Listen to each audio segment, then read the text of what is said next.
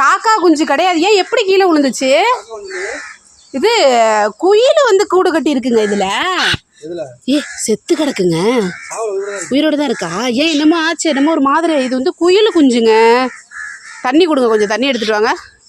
இப்போ காக்கா வந்து கொத்தி தள்ளி விட்டுருக்குமா? அதாவது குயில் வந்து பார்த்தீங்கன்னா அதுக்குன்னு தண்ணி கூண்டு கட்டி முட்டை விடாது. காக்கா கூண்டில் என்ன பண்ணா, ஒரு தடவை முட்டை ஒன்று உடஞ்சி கிடக்குன்னு சொன்னேன் தெரியுமா? அந்த முட்டையை தள்ளி விட்டுட்டு அது முட்டையை விட்டுட்டு போயிருக்கு. பிடிங்க இதை. காக்காவும் குஞ்சு இருக்குது. காக்கா பெருசாக இருக்க அது வரைக்கும் பாருங்க, கொத்தி இருக்கு. அதான் கொத்தி இருக்குங்க. தண்ணி கொடுங்க. என்னங்க ரொம்ப அது அன்கண்டிஷன் ஆகிட்டா?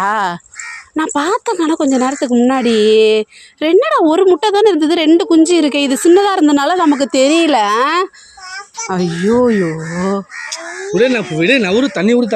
தண்ணி எடுத்துட்டு வாங்கங்கிறேன். தண்ணி ஊற்றுங்க, தண்ணி ஊற்றுங்க. இது குயில் கொஞ்சம் நான் அப்போவே கொஞ்சம் செக் பண்ணேன். இருங்க வரேன். இல்லை இல்லை, இந்த குஞ்சு செத்து போச்சு மக்களே.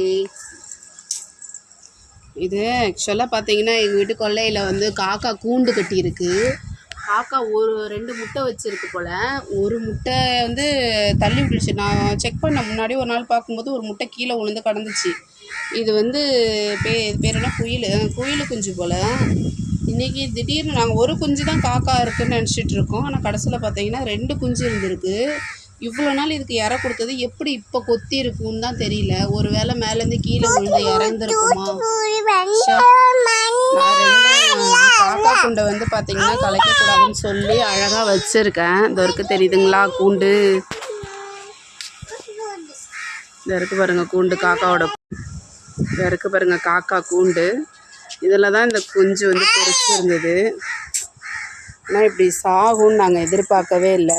ரொம்ப கஷ்டமாக இருக்குது இது செத்தது. நான் இதை பார்க்கவே இல்லை. இன்றைக்கி தான் கீழே விழுந்து கிடக்கும் போது என்னடா ஒரு குஞ்சு தானே இருந்தது, இன்னொரு குஞ்சு எப்படி வந்துச்சு அப்படின்னு பார்க்கும்போது தான் இது வந்து குயில் குஞ்சு. சொல்லுவாங்க குயிலுக்கு கூடு கட்ட தெரியாது, எதுலையாவது கூடு யார் முட்டையாவது தூக்கி போட்டுட்டு அந்த கூண்டில் முட்டை விடுன்னு சொல்லுவாங்க. ஒரு வேளை எங்கள் பூனை தான் ஏதாவது பண்ணியிருக்குமா என்னன்னு தெரியல. ஆனால் நாங்கள் பார்க்கும்போது அந்த பூனை எதுவுமே பண்ணலை.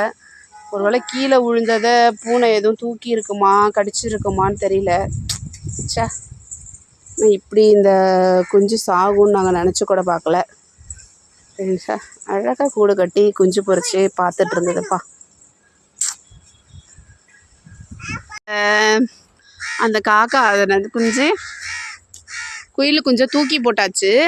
காக்கா அதோட குஞ்சுன்னு சொல்லிட்டு, ஒரு காக்கா செத்தா எல்லா காக்காவும் வந்து அழுன்னு சொல்லுவாங்கள்ல, அந்த மாதிரி பார்த்திங்கன்னா எல்லா காக்காவையும் கூட்டிகிட்ருக்கு பாருங்கள்.